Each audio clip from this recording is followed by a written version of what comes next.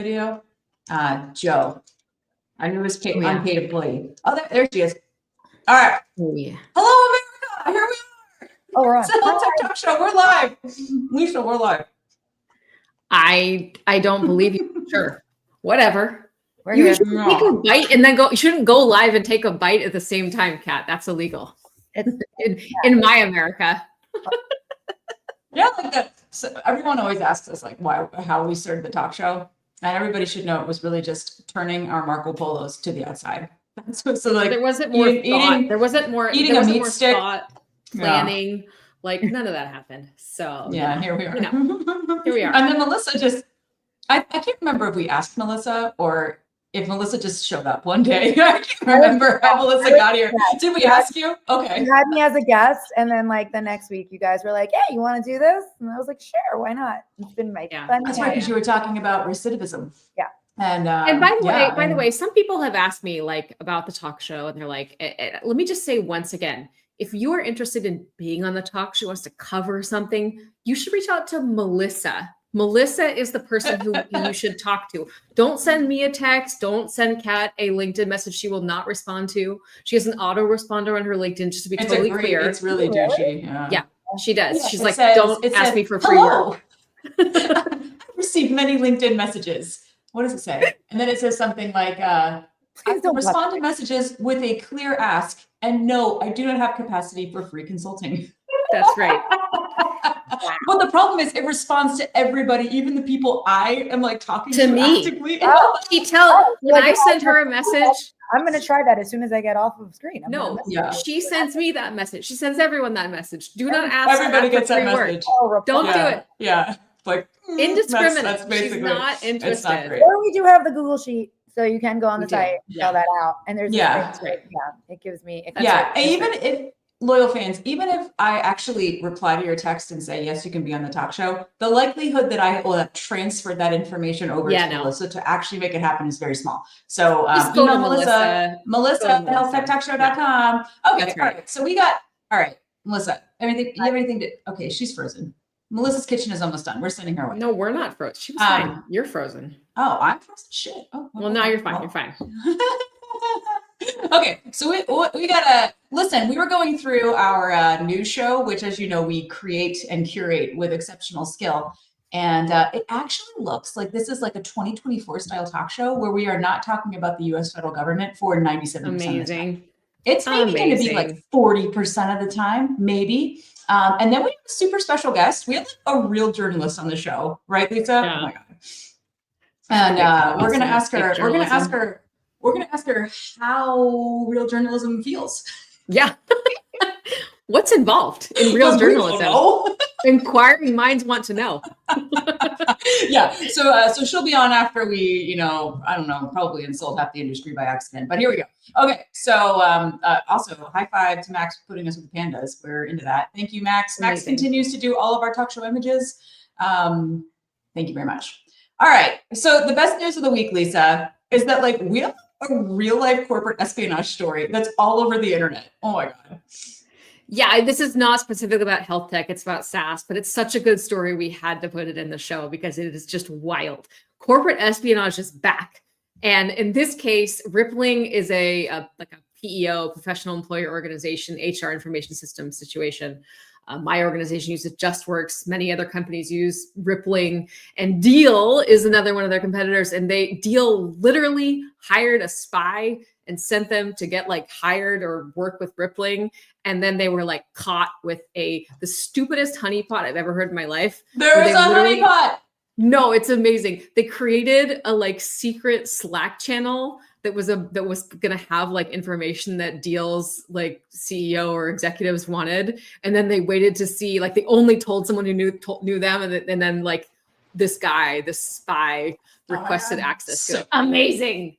So good. So good. Okay. Yeah. Like it's like so much drama. I love also that it is like the nerdiest tech bro drama I have ever read. Like the honeypot is a Slack channel. Like it's not even something exciting. Like, oh my gosh. It's like a but her emails moment for me. Like really. Yeah, but then also apparently the spy like barricaded himself in a room. Like there's just a whole the story goes deep. It's incredible. It's so good. Amazing. The other part that's great is that they said something like, yeah, we could have just like fired this guy, but we wanted to get him. So good. Amazing. Amazing. Apparently we pay $32 billion in cash for things now. This is also not specifically a health tech story, but it's relevant because Google apparently has so much money they can pay $32 billion, billion with a B, in cash for this cybersecurity, cloud security startup, which, I'm sure a lot of people in healthcare and health tech also use. And now they're going to be customers of Google. $32 billion, like, listen, that's like in cash. Jesus Christ money. That's like that's your savior That's has a lot of arrived type money. That's like I feel like 1 billion would be Jesus Christ money, but what do I know? I don't have any of. I don't have any B's. I have no billions at all. So that's fine. But I also, isn't there like some big rumor that like tons of like mid-sized hospitals in the US are being targeted in like a super coordinated attack? I have no doubt. But the interesting thing about this story as well is like kind of what the ripple effects are going to be, because a bunch of really big VCs and PEs, other investors, just got like 200 times their initial investment back from this sale in cash. Basically, like obviously Wiz had a number of investors and they just got a huge infusion of cash. So what does that mean? It means that they potentially have the ability to invest it if they want to and do what they're going to do. So this actually could drive, it's like a payment from Google to the innovation ecosystem in theory. Big ifs. Well, let's hope that happens and people don't go buy yachts and stuff. Although, that's good for the yacht businesses. I don't know, whatever. For sure. Okay, we're going to do a little government talk. So it turns out a lot of federal workers who were fired actually have been rehired, even though we haven't been hearing a lot about it. With back pay. I mean, like I saw some tweet somewhere, and it might be something Lisa sent me, where it was like, man, this seems like very not efficient for the Doge. Like, yeah, we just hired a bunch of people. We fired a bunch of people, had them do nothing, and then gave them back pay. Like, Good times. This seems dumb, America. Yeah, this not seems great. dumb. So, but I'm happy, people aren't all, living on the streets. That's great. Yes. Speaking of people maybe living on the streets, so we just this is a political alert from a couple hours ago. It looks like they're going to strip out 8 different centers from CDC and move them into NIH with a bill, with some laws. So that's interesting. Is it 8, Lisa? I can't remember. Did you read this one? Says not yet, but I mean, this is the thing. Like, at least, I mean, presumably, at least there's going to be some action from Congress. I mean, we've all been waiting for Congress to be the ones who make changes to federal agencies. And like, whether I agree with it or not, at least they're doing like what their constitutional duty is here in theory.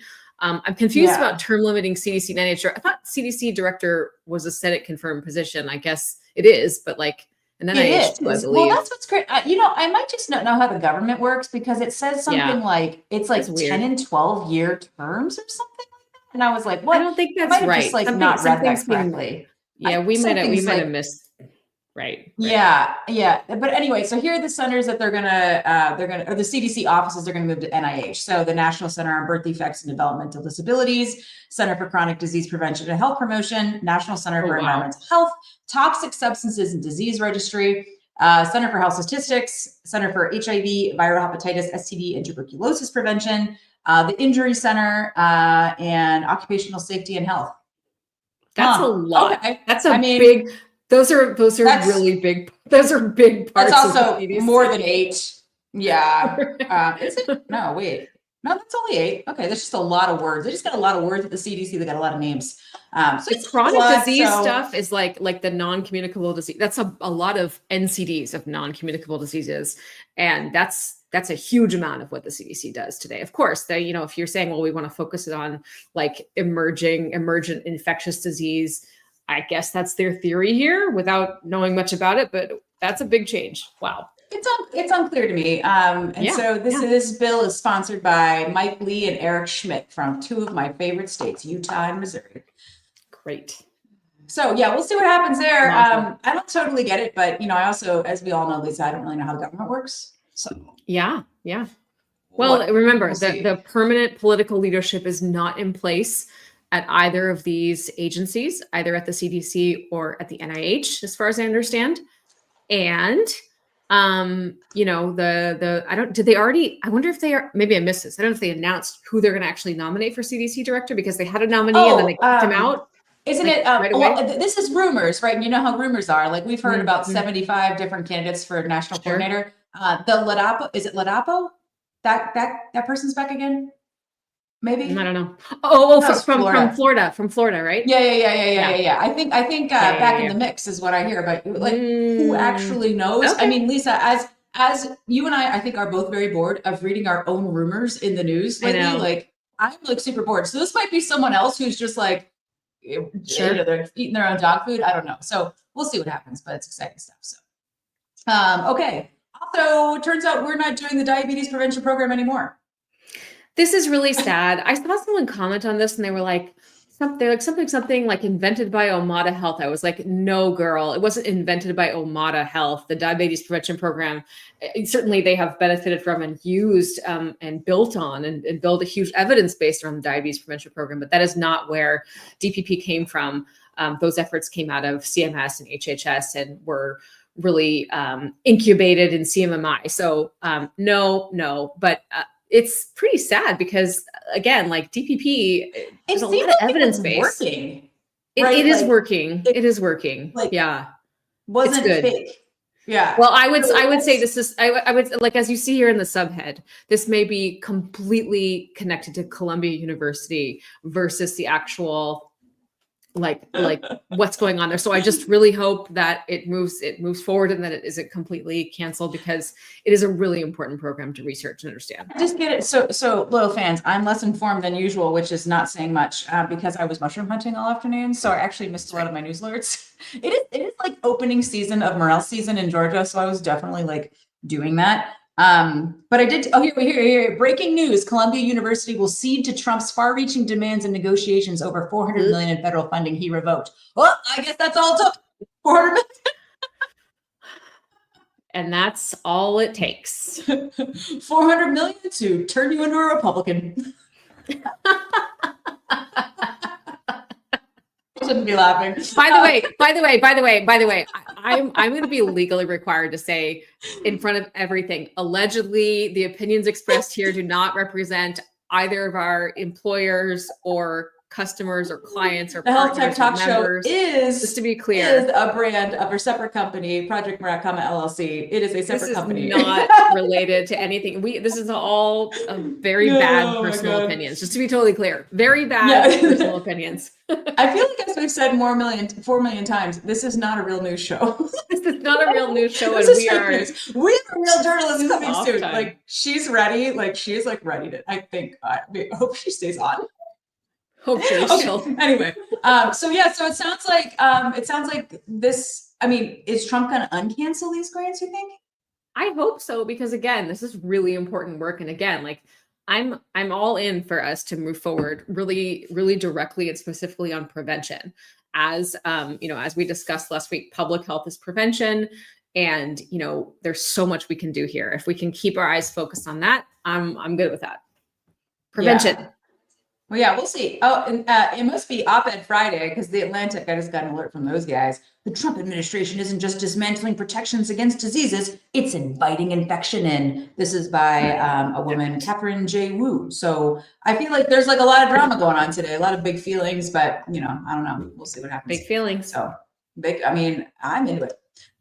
So speaking of, this is maybe our last government news piece, but all I have to say to this headline is no fucking shit. Yeah. I mean, I think I was in Marco Polo to you or whatever. We're talking about this.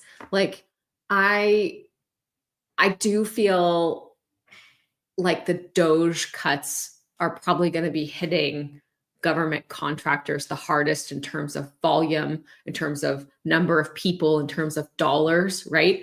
Because again, the federal government actually doesn't employ that many people, because over the last X number of decades, they have outsourced a lot of work to government consulting firms, including, the two of us in our other jobs in different ways for different reasons. We're experts in certain areas, we have whatever, but it's also not a lifetime commitment when you hire a consulting firm for something, or you hire, staff augmentation, you're not, employing them. You don't have the same responsibilities, and you can cut off those contracts much more easily than you can, let go of an employee. And so that's been the decision that's been made to do all the work the government does. Is some of it wasted? Is some of it, duplicated, meaningless, not providing value? I'm sure, just like everything. So I think the biggest actual sort of hit from DOGE or this work that's happening is going to be these consulting firms. Yeah. I mean, some of the estimates we've seen, at least in some agencies, right, is for every single employee, there are 8 contractors. That's right. So and we've been saying that since the beginning, Lisa, I think the real workforce crisis is going to be prime government consulting. Mm-hmm. Yeah. Not great. Including not us. great. And we're Including seeing us. a lot of it. Oh. We're gonna have to move in together to private save sector. money. We're gonna have to combine forces at home as well to Lisa, save rent money. You can live in my basement anytime you want. You have been there before. You've been there before. That's right. It'll be fine. Yeah. So anyway, not great, but we'll see what happens. The sad thing, America, here is that while we did rehire a lot of our federal workers, we are not going to be rehiring all of our federal contractors. They are contractors for a reason. So yeah, I think it's still going to be pretty tough. So are you transitioning out of the government but staying in the government? Tell me more, Lisa, about value-based care. In and out of the government. Farzad and Jeffrey from Aledade wrote a new commentary in New England Journal of Medicine Catalyst about the next phase of value-based care, which, depending on your perspective, has been a middling success or a failure. Those are the 2 perspectives you can have. And, there's a couple of sort of contradictions in this article, which is definitely worth reading. And, one is we need to get to sort of the next phase. That's the Crossing the Chasm famous business strategy book. But on the other hand, the federal government says that 45% of physicians and practices are in some kind of value-based care arrangement already. If that's true, right, we've already crossed the chasm. So which one is it? I think, of course, given the perspective of the authors, they are certainly recommending more physician enablers like Aledade. And I mean, that makes sense. That's their perspective and their background, but I'm not sure it's going to get us there. I mean, I will say, if I was working in an industry that, and I profited off of a certain care delivery model, reimbursement model, I would probably write articles for you in the Journal of Medicine too, and say how we need to make it bigger. So, I don't know. This is kind of tricky. I think, Lisa, you're referencing something that maybe I also read, or you probably shared with me. I think Kevin O'Leary on HTN was talking about this, and I think he brought that up. He's like, I'm confused. There's already 30 to 40% adoption, which is a lot. It's pretty significant. Well, I mean, the reason for that is that it's fake, right? If you upside, shared savings, upside risk, quote unquote, only risk on the payers only, is not, in my opinion, value-based care. That's a financial arrangement around how you pay for something. Yeah. There are very few real sort of 2-sided risk or whatever, or downside risk inclusive programs that are really dramatically improving outcomes and also saving on costs, and also not rewarding somebody when care isn't good, So I don't know. It's a tough one. I think I really, after yesterday or whatever day it was, 2 days ago, when I was speaking at this conference in California here, the Data Exchange Framework Summit, we were like, how can we show ROI? And then we agreed that the only way to do that is within a short enough time frame that a payer is going to care, which is about 1 year. And the only way you can show ROI during that time is by dramatically cutting administrative costs. There's not another magical thing. You won't see an outcome in most cases within that time period. So you have to find the shortest time period you can and the most significant outcome. And that is cutting administrative costs. So for any health tech people, health data people, the only way you can be part of this in a good way is to dramatically cut administrative costs. That's it. Lisa, what would you do if our healthcare system blew up and you had to make a new one? Oh, man. Well, I would probably implement some kind of Medicaid for all. It would be roughly at the state level, or the state, or could be a combination of states if they wanted to do some sort of cross-state compact based on the size of their populations. And then I would allow people to, if they wanted to, buy expensive services on top of that in separate insurance, just like in every other country. Germany? Yeah, or like New Zealand.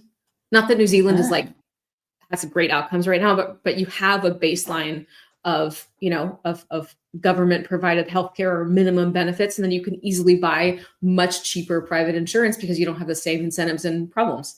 So our friend Sergey showed up here. That's right, Sergey. That's right. That's right. I mean, I think Medicaid for all is the way. If you gave me, if I absolutely was the healthcare czar in New America, that's what I would do.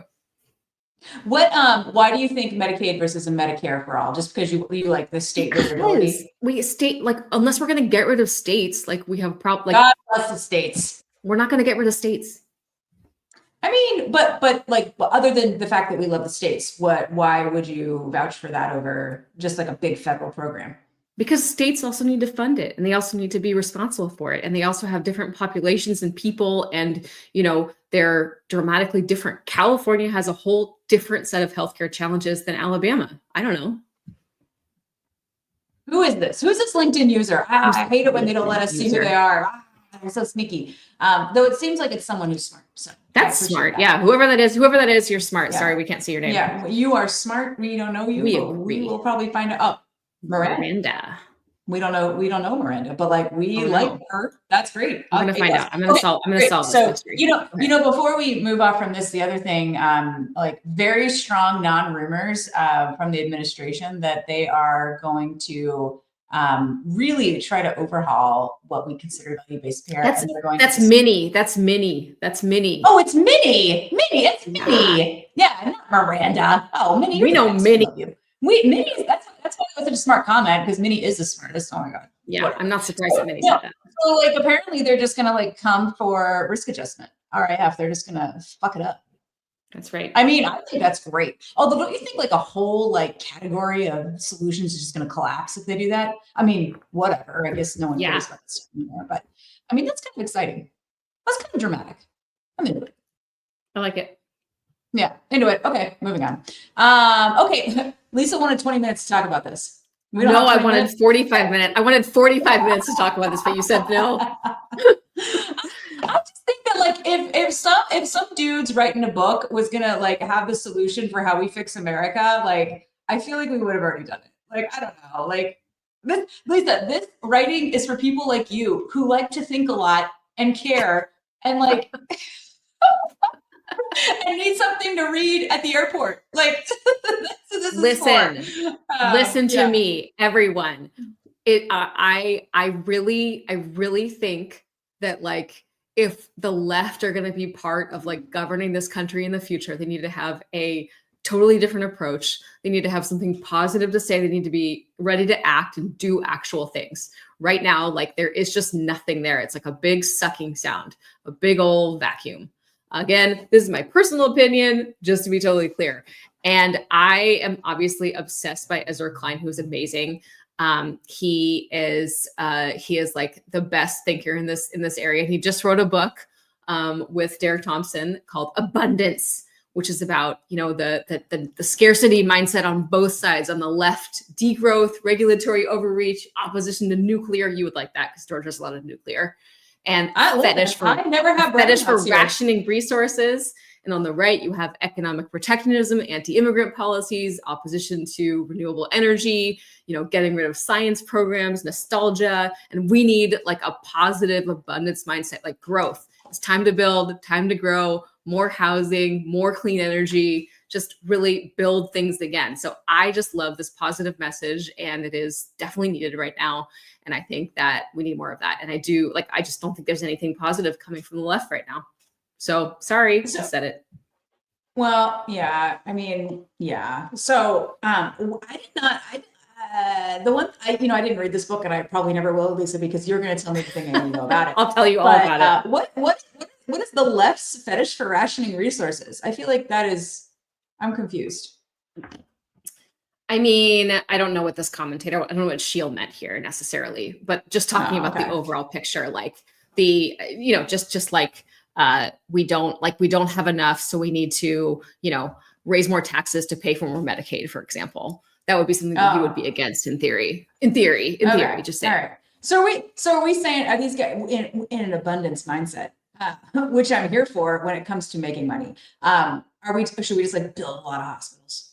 Yes, we should build more infrastructure, build more houses, build everywhere. That's the one thing that, Minnie lives in Austin, and Austin has actually been able to build so much that they've actually, the average cost of like rent and housing has gone down, which is like no other city has achieved that, because they just built like every possible building. So, just think about it that way. I mean, it's good to have everything you need. I mean, I am into that. That applies to my hoarding mentality. So that's right. Oh, Lisa, something I know you love. It looks like we got this, we got a health tech company fully running medical visits with AI. Lisa does not love this, although there is a really interesting and kind of meaningful discussion in Health Tech Nerds about this, with lots of good perspective from actual medical doctors. I just thought medical assistant, right? It's not like there's not like because they legally can't. They have to use a human being, so they're using an MA to like be a medical assistant to be coached by their AI tool to do the sort of intake process, including the AI prepares a diagnosis that they then sort of hand to the doctor. So like legally they can't do this fully, without humans involved. But from my perspective, it seems like, I mean, first and foremost, you're cost shifting to a medical assistant. They already have tons and tons and tons of, they have a lot of work to do. It's very hard. And they're not a, licensed medical professional in the same way a medical doctor is. I would think that medical doctors and advanced providers, mostly medical doctors, really have this like skill and experience and training to do the medical history, and they know what questions to ask from their like extensive experience and training. It's not that you just like need to interview them and then feed it into an AI. It's like medical doctors are listening and using their extensive experience and training to like know what to do next and what to ask for, what to follow up on. Like if you don't do that and you don't know that, then they get to the doctor and they have to do it again anyway. It just seems like a really weird way to approach the issue. But people in HTN have different perspectives there. So I don't know. We'll see.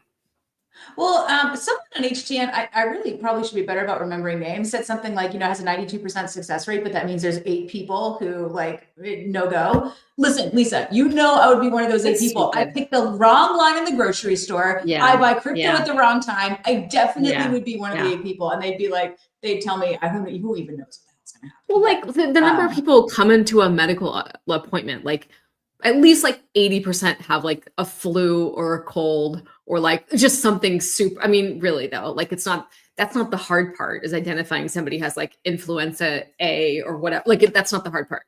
The hard part is the complex things. I mean, what would be interesting is like of the 100 people who walk in, what percentage actually need critical thinking? And of that percentage, where are the mistakes? Like that would be interesting to know. Because if you're just coming in, you're like, oh, I got a COVID test. Whoops. Like that is pretty dumb. Like who cares? Interesting stuff. I don't know. There's lots of HTN's got a lot of drama going on these days. A lot of good stuff. There's a lot of repeat drama makers though. So whatever. I mean, that's cool. Okay, more AI, but this is like a positive one, right? This is using AI to discover different uses for even like old-timey drugs.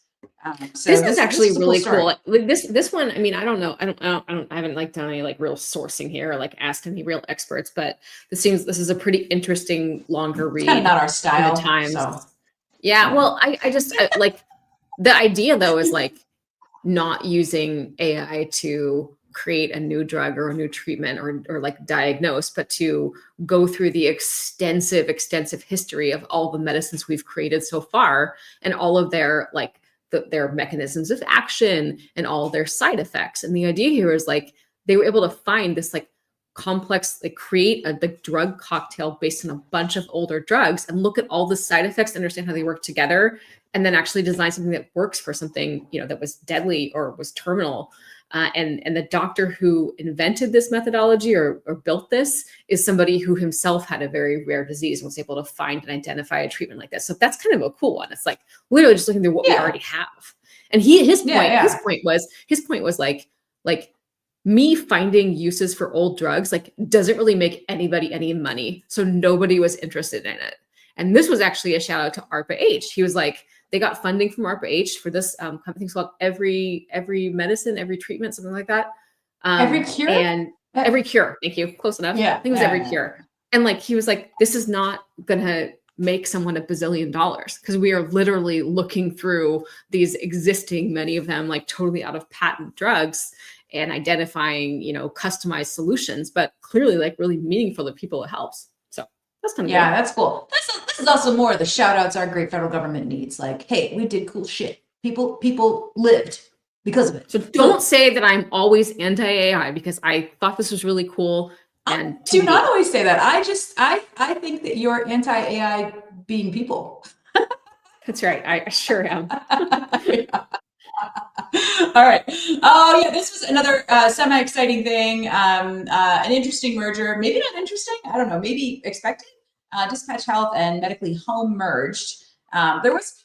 I just want to say one thing that maybe is not relevant for most people here, but there was a lot of discussion about, it's called a merger. I thought one of these was bigger than the other. I forget which one was bigger. Medically Home was bigger? I don't remember. And they're like, listen, y'all, words like merge and acquire are all negotiated. They are not real. It doesn't mean one was bigger. It just meant one of these assholes, one of these nice people, I don't know if they're assholes, I don't know anyone here, said that they wanted it to be called a merger and like made that part of the terms. Like it doesn't mean anything. So like stop it. Yeah. Stop it. Anyway, but there was some interesting discussion here about hospital level, like hospital at home was like a big freaking thing during the pandemic. And it seems to have like really tapered off and not be as exciting. And kind of a bummer because hospital at home is really, really important and positive for actual patients and their families, right? Like there's so many good things here, but this is kind of like this merger / acquisition / whatever it is.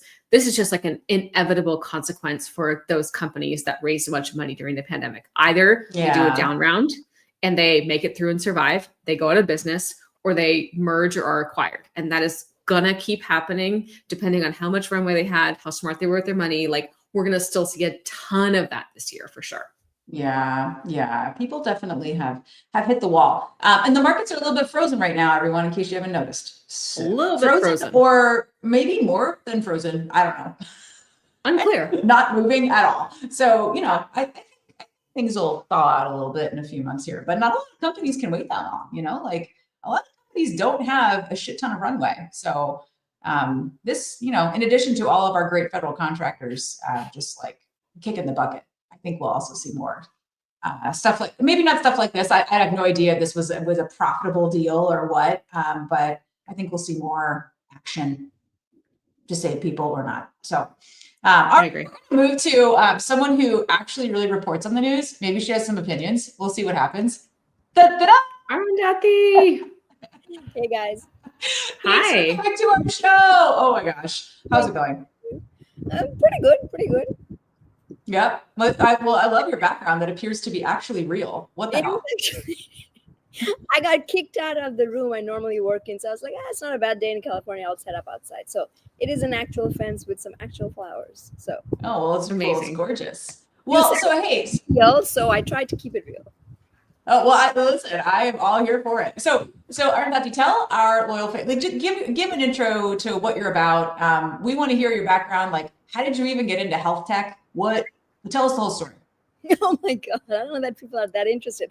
All right. So, MedCity News has been around for a really long time. I was actually a reporter at MedCity News.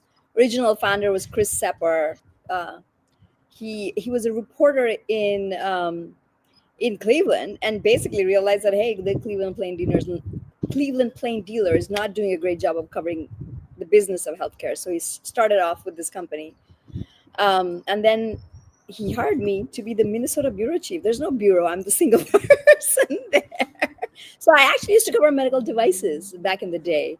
And I still have a spot for medical devices. And then a couple of years later, I got hired away to cover medical devices at a medtech publication. And then MedCity News got bought by a Breaking Media, which is a larger New York-based company. We have sister publications in law, in fashion, in defense, and all of that. And then Chris afterwards wanted to leave and came back and said, "You want to interview?" And I did, and I got the job, I guess. So Well, here you go. with no experience managing a team, I became editor, and then I've been here for a while now, so grown into the position, for lack of a better term. That's awesome. So you've been covering health tech, med tech in some way pretty much your whole career then. Like, what do you think, like, given the environment today, let's just do the past 10 years, like what do you think the biggest changes in how media reports on health tech, med tech, all those things? I mean, previously it required actual shoe leather journalism. I remember there was a time when this guy was not returning my phone call. I just drove and stood outside his office. You don't do that. You don't do that anymore. You really don't do that. You don't. I mean, he still said no, but at least I was like, I tried everything. So that mindset of trying everything, I don't think it's there anymore. People have short attention spans. They feel like a few emails, phone calls. Even I'm like that. Few emails, phone calls, done. But I used to do that back in the day. So that's the way journalism has changed, just in terms of, I think, sort of the way people approach it. But of course, AI and all of that is changing. Even in the last 2 years, there's been so much change. We've had to put in an AI sort of policy for our contributors, because we were getting stuff that seemed like, okay, this is just a little too polished and a little too broad-based and vague enough to feel like AI. And so we now check everything that's contributed through an AI engine. But it's still a very good tool. I mean, there's certain terms. For a lot of people, I think it's funny. For a lot of people, it has become like a Google search because it does a better job of defining things. I always feel better when there's a link. You can click on the link and figure out, okay, where does this information actually comes from? But heck, if you're starting off as a business reporter and you don't know what, whatever EBITDA is, you can go look it up probably much more easily than you could back in the day. Yeah. It is changing. It's changing a lot, and some of it good, some of it bad. The part that really depresses me as a human being, as a journalist, is I can't deal with lies. I'm very bad at it. If I find out that you lied on a very small thing, like you ate a cucumber sandwich and you came and told me I ate a tomato sandwich, I have real problems with that. And so we're living in this era of not only disinformation, but this whole idea of your truth versus my truth. I'm like, what the hell is that? Yeah. There is one truth. No one, I mean, I'm a dinosaur, and soon I have to retire, I think. So tell us more about are people actually lying to you on interviews or telling you their truth, which is not the real truth? Lying. I live in Silicon Valley. The mantra of this place is fake it till you make it. There is some lying involved with that, for sure, right? But you take it to the Theranos level? I sure hope not. Yeah. Right. I don't think I found, no, I'm not doing investigative stories every day. Those take a long time to do. And frankly, if I didn't have a day job, I would just do that because it's so fun. But I don't think people are lying in general. Sometimes when they talk a lot, they misspeak. There are people that are probably not trained to deal with media, so they stuff and then they regret stuff like that. I don't think there's blatant lying going on. Got it. Yeah. Got it. So you love the investigative stuff. So Lisa and I, we're not that. So talk to us, do you have, I mean, you curate the news and do a great job. And this is not I used to think we do a monthly a news show called Debunked, where I and a co-host who's the venture capitalist by day, we get together for half an hour. You guys do this every week. You do a really good job of what's happening. And you say a zillion times you're not a real journalist. So I don't think I think you're doing fabulous. I mean, what I really like was it's not a show. It's not a fluff show. There's so much of healthcare fluff show. If you look at the podcasts that are happening, they're all essentially, I mean, I have turned down podcasts because they wanted me to talk about the good news of the month. I'm like, dude, but there may not be good news of the month. sort of guarantee positivity. That is not in my job description or in my personality, for that matter. So, well, Yeah. there's definitely no guaranteed positivity here with me and Lisa. Like, No, there's no guaranteed positivity. I think it's also that, like somebody might have a podcast that covers health tech in general, and then they rightfully think like, okay, well, what we're going to do is we're going to, invite health tech entrepreneurs onto the show. We're going to talk to them about their products. Those people are not going to come on your show if you're like, we might diss you, or we might ask you questions you don't want to answer. Right. True. That's why we say rightfully that we don't do any prep, because we don't. And we also don't take people's like pre-questions. If somebody says to us, listen, I will get sued if I talk about this thing, of course, we'll try to respect that, or just not have them on the show. But like those shows, those other podcasts, they are about bringing on a health tech entrepreneur to talk about, their product, and they're not looking for tough questions, because why would they even come on the show? What's the point for that? I don't have a product to sell. The fact that I can't talk about news that may not be positive, I mean, that to me is like, what la la land do you want to live in? Yeah, exactly. No kidding.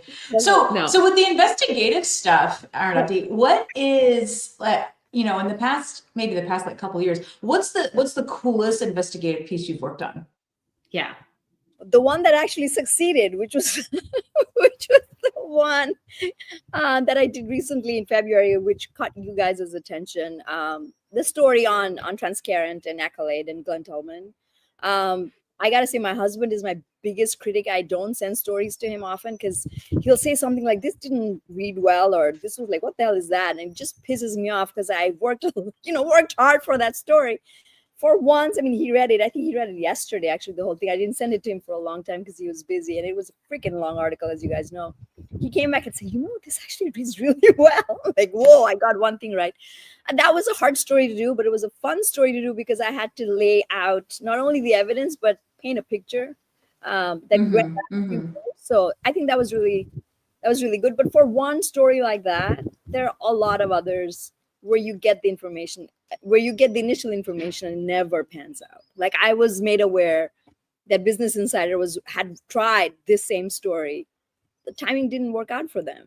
The timing worked out for pure luck. It has nothing to do, it doesn't have that much to do with skill. There's also luck, a good amount of luck involved in this. So I'm glad to see that other people are writing hard stories, because that's our job. It's not just saying, okay, this company merged with that company and this $1 billion deal happened. Well, what happened after the deal? Was it successful? And I think that's what made that story interesting. And I had all the backstory too, which was all on the record. So I didn't have to work super hard. It just came together pretty quickly. Yeah. How useful is it for you to have off the record conversations? I mean, probably for like general framing and shaping, but it can be, I assume it can be challenging to get people to go on the record for stories that are not sunshine and rainbows. For this particular story, very few people wanted to be on the record. Glenn is revered. Glenn is also, I think, from what I understood. Now, again, I've only had a couple of interactions with him, on very nice, positive interactions. But and he has built a strong reputation as someone who has been very successful. So even people who felt deep down that, this model has not worked, they were not willing to come on the record. Off the record stuff, it's very funny. Only very few people know what off the record means. Most people feel off the record means you can never quote me on it.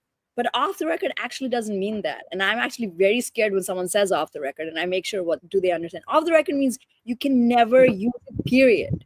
You can never use it, period, right? It's not on background. It's so I was like, look, I want to use this information. I won't use your name. And they're okay with that. Is it ideal? No. I would obviously love people to be able to identify themselves, because like I said in my LinkedIn post, when someone says something to you on background or not for attribution, you have to work that much harder to find, other people who also had the same exact experience or feeling or whatever. While if it's one person, I can just say this so-and-so and be done. It's easier on the record. fellow journalist saying the first time in over 20 years he's getting some fear when he talks to people. And Yeah. people not wanting to be named. I'm sure that's also Yeah. your experience. Yep. I mean, that's how, journalism, you asked about how journalism has changed. I mean, we're undergoing a real difficult period right now, right? People are afraid to talk. People are afraid of their jobs. Associated Press got kicked out because they didn't want to use Gulf of America. Those things don't make any sense.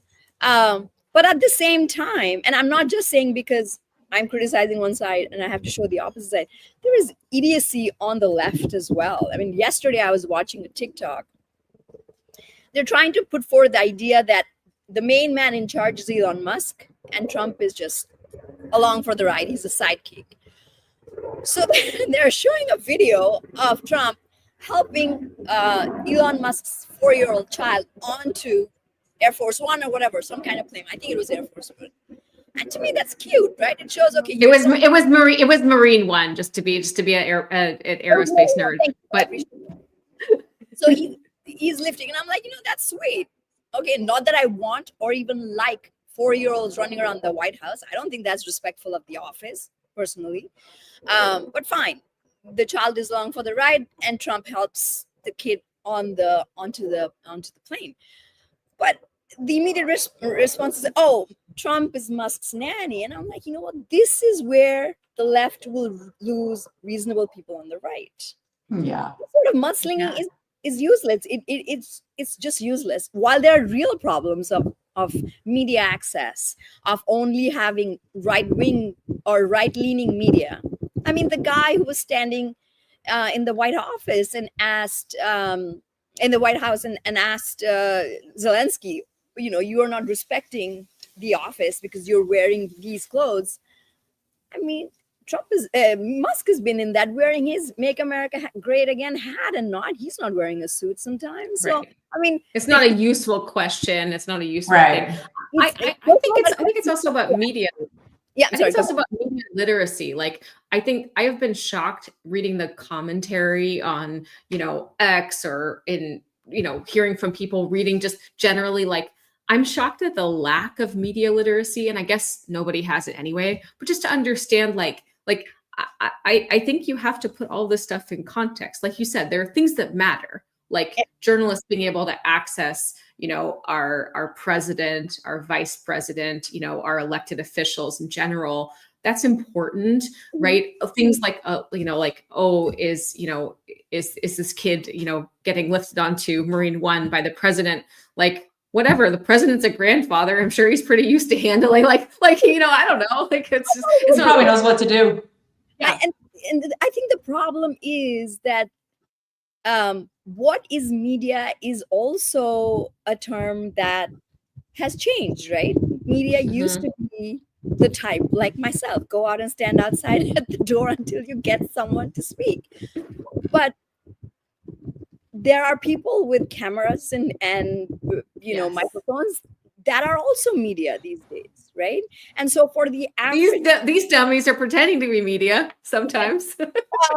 I'll grant you a little more sophistication than some of the other stuff I see out there. Media. I think media gets painted with a broad brush because social media cannot be verified very easily. And then you have people like New York Times that are trying their best, but they are known to be more liberal than left wing. More liberal than right wing. And so there is a general distrust of that. And everything gets painted into, you can't trust the media. And to me, that's where, influencers play such a huge role and scary role, to be very honest with you. I mean, I'll give you an example of my son. He's 10th grade now, right? We live in a very liberal enclave of the Bay Area. I didn't know until a couple of years ago that he used to watch a lot of Andrew Tate. This is a free country. Watch Andrew Tate.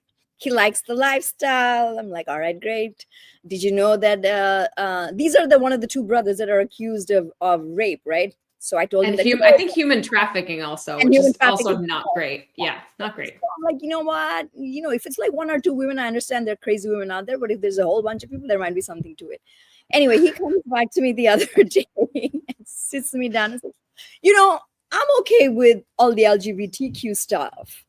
I just don't like you being taught this. And, when you're like in 6th or 7th grade or in elementary school, I'm like, dude, were you taught this? You went to a very liberal school. Were you taught ever to become a woman? And he stops and he thinks, that's very right. No one ever taught me that. I'm like, then why are you buying into this propaganda? It is so pervasive. And I said, as my child, the one thing I want you to take away is don't believe everything you watch and you read. Please find the original source of information, because that is how it works. It is, if you say night is day a zillion times, night will become day. And we have seen that from 26. And they used to make us source things, and in school, and they used to make it. And when I was in school, we were not allowed to use Wikipedia as a source. Like there were very clear rules about you have to use books. Look, but you have to get to the primary source. You have to have sourcing that is, generally accepted, a major academic journal, a major newspaper, something. Right? There was just I don't think that happens anymore. No, it doesn't. And I think partly, and people are going to kill me for it, I think partly it's because it is so convenient to teach using a laptop, right? Mm-hmm. So little work. I mean, I shouldn't denigrate what teachers do. They're hardworking people, not paid. But it is far harder to do things on paper, to check people's handwritten submissions. These guys are so dependent on computers right now. I mean, my daughter kills me because I had seen this story in the Washington Post about this Bay Area company called Yonder. You've got to put in your phones inside Yonder during the school day. It shut.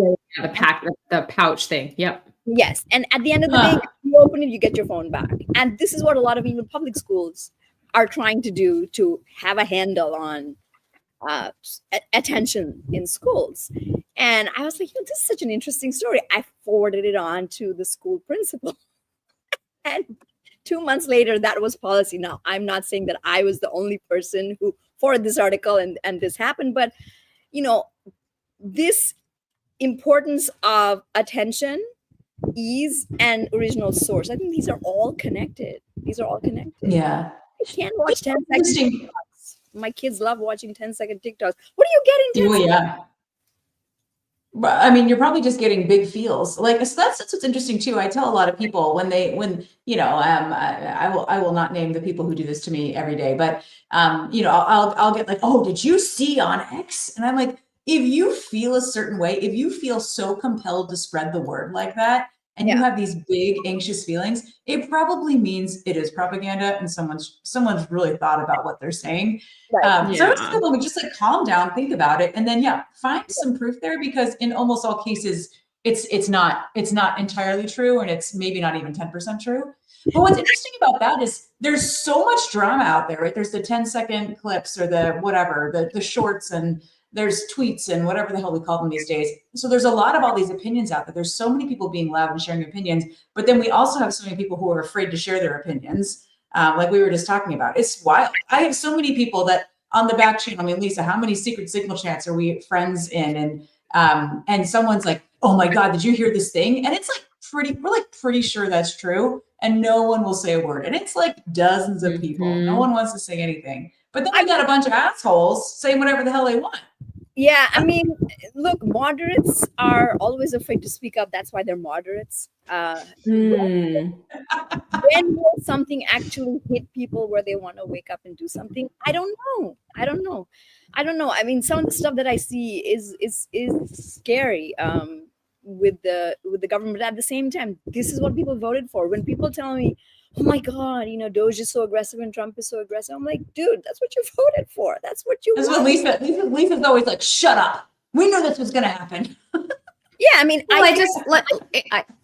things can definitely be made to sound really bad. And some of that is the role of this very social media, very have a big feeling, get you to share, get you to click, get you to, some of that is very much that. Yeah. Some of it's very real and is can be hurting people and hurting communities, but there is a huge amount of it that is just like absolute rage bait. There's so much rage bait. Oh, rage bait. I think I would agree with that. I think the level of anxiety people have, that's also a problem. Feeding it too. Mm-hmm. Yeah. And I don't know. I mean, look, everyone is for government efficiency. Everyone knows that government is not efficient. So I think in general, even Democrats, I think there are a lot of Democrats who vote for Trump because there is a general feeling that government doesn't work as efficiently as the private sector does. And I think there's no one in America who's going to disagree with that statement. It's why create a chaos? I don't know why you create chaos. Maybe to want to do big things, you just break things. I don't know. There are real people involved, and I think journalists are trying to make sense of what is happening, but it is happening at the speed of light, at a time where media credibility is down, at a time that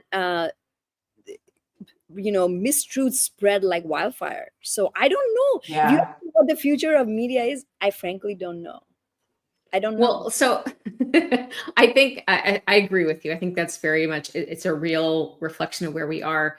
Before we run out of time, can you give us a sense of what kind of general stories, not the specific stories, but general trends and things you're looking at and thinking, like what's on your mind for what you think you're going to be covering around health tech? Like what are you tracking right now? Okay, so first, a quick clarification. MedCity News does more than health tech. We have a biopharma. Yeah. We do cover med tech, health tech broadly. You can be general. You don't have to be specific to health tech. Sure. I think you guys talked a lot about value in the previous segment before I came on. I think what is value? It's a very nebulous term, right? What is really value? So, for example, they don't know either. Yeah, we don't know. Doctors have now in 2024 realized that we really value ambient listening, right? So we really value ambient listening. So that's the first AI tool on the clinical side that was being adopted. To everyone you talk to, they're using ambient listening. And they like it. Wonderful. There is no direct link to ROI. Is that value?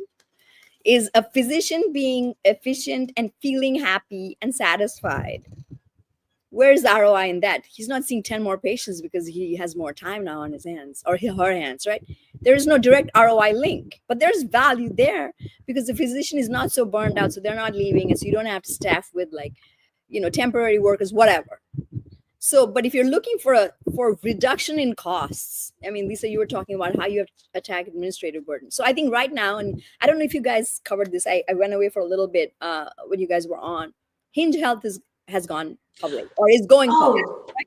Oh, we talked about that last week. Yeah. Well, you know what we said? We said that we were going to wait for people like you to summarize that, and then we would report that out. Yeah. We did talk about it. It's very interesting. What is value? How does Wall Street see value? Because Wall Street has not actually been very kind to health tech companies. Companies have gone public, taken private, or just tanked. So there are a slew of companies that we need to test the waters. And we've heard MSK is a great market, like it's huge. I think MSK and cancer sort of battle each other out in terms of which is the biggest, most expensive condition. I'm going to look at what ROI you can bring as a health tech company. What is actual? And I think VCs are actually asking for that too, especially when they look at AI companies, because apparently AI companies now can bring revenue very quickly. Well, revenue is not ROI, so it's the money. Yeah. I'm interested in, we'll be checking out your thoughts on the AI space, just because, I think I saw something the other day that was like, there are now more AI companies in healthcare than there are buyers, which, isn't great.